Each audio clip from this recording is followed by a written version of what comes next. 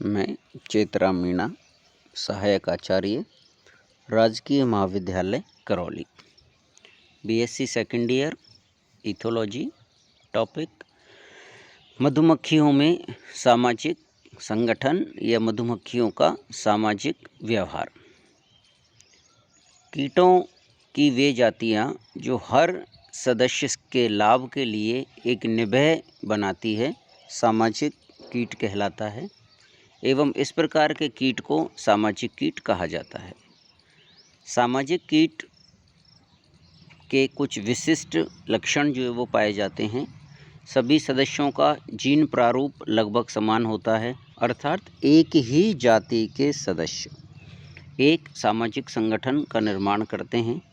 सामाजिक कीट अनेक क्रियाओं के निर्वाह के लिए नीड नेक्स का निर्माण करते हैं, जैसे खाद्य भंडारण, अंडे, नवजात। एक समूह द्वारा घोंसले का निर्माण किया जाता है। वयस्कों द्वारा नवजातों की लगातार देखभाल करना व उन्हें भोजन जो है वो खिलाने का काम करते हैं। कीटों में स्वरक्षा हेतु अनेक संसाधनों का होना, जैसे चींटियां, मधुमक्खी, ततैयों में डंक आदि का पाया जाना एक तरह का सुरक्षात्मक उपाय है। मधुमक्खी व चींटियों में सैनिक श्रमिक में पूर्ण विकसित जबड़े व गंध श्रावी अंग जो है वो पाए जाते हैं, जो आपस में एक दूसरे जंतुओं को संप्रेषण या सूचना देने का काम करते हैं। मधुमक्खियां अपने छत्ते में सदस्यों की संख्या बढ़ने पर निम्न उपाय कर, जैसे ड्रोन्स नर को छत्ते से जो है वो धकेल दिया जाता है। कुछ ड्रोन्स व रानियां तथा श्रमिक एक छत्ते से दूसरे जो है वो चल जाते हैं, वृंत करके और नया निवास बना लेते हैं। संचार के लिए कीट जो सामाजिक संगठन में रहते हैं, संचार के लिए रासायनिक पदार्थ, स्पर्श, घ्राण संबंधी कारक जो है वो पाए जाते हैं। पैतृक संरक्षण का पाया जाना, शिशु की रक्षा करना, शिशु को भोजन कराना, कोष्ठों को गर्मी में ठंडों सर्दियों में गर्म रखना, छत्ते की साफ सफाई करना, श्रमिकों के कार्य कुशल पूर्वक जो है वो करते हैं।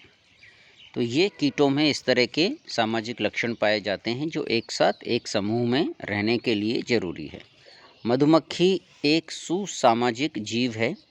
ये छत्ते बनाकर स्थायी निवयों में रहते हैं। एक निवय में कई बार 50,000 से अधिक भी जो है वो सदस्य, मधुमक्खी के सदस्य जो है वो हो सकते हैं। इसके सामाजिक जीवन में बहुरूपता पाई जाती है। इसके प्रत्येक निवय में एक रानी, हजारों श्रमिकों तथा बांध माजाएं, जिसे फीमेल ड्रोन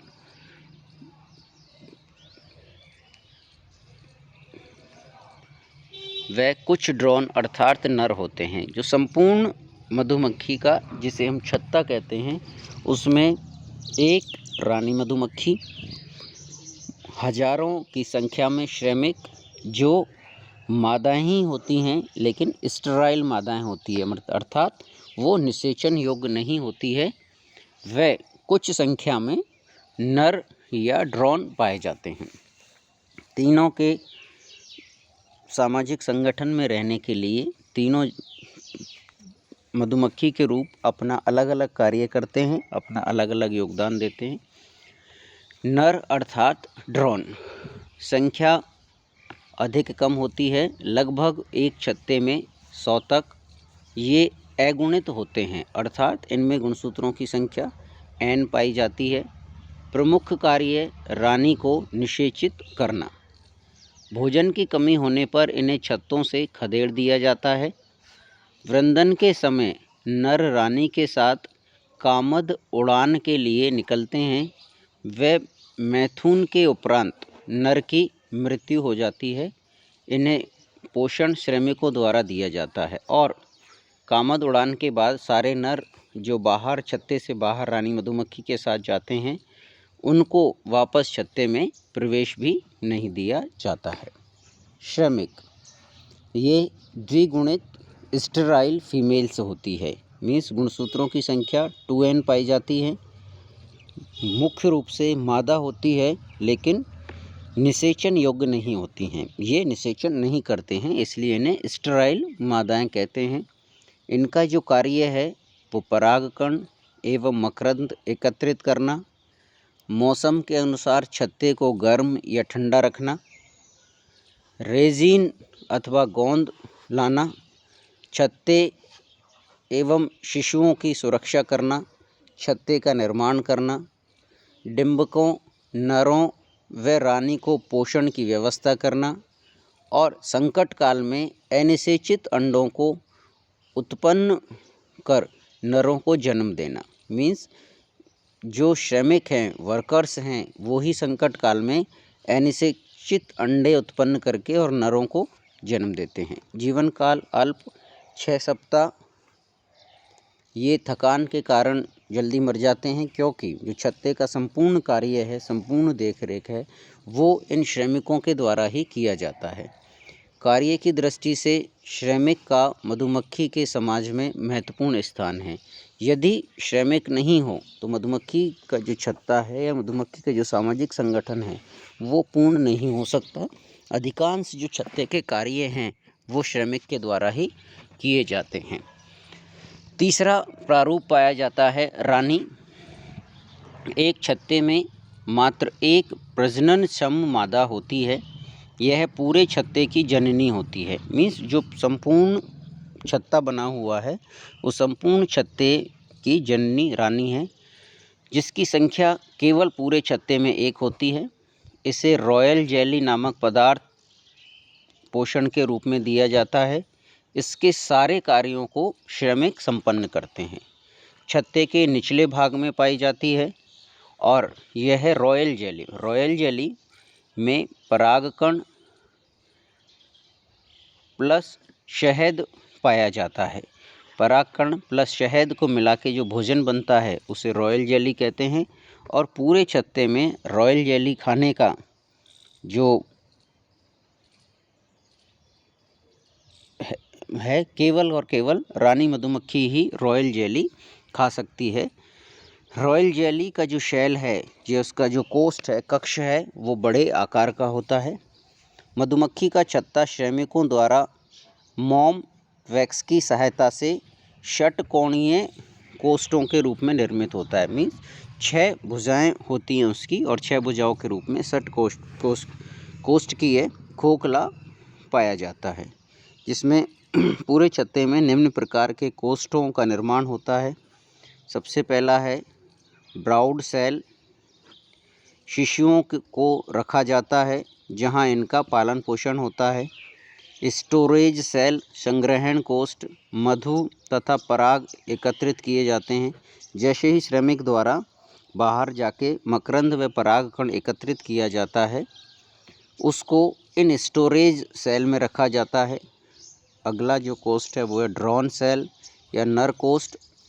नर के वास के लिए या नर इनमें जो है वो रहते हैं।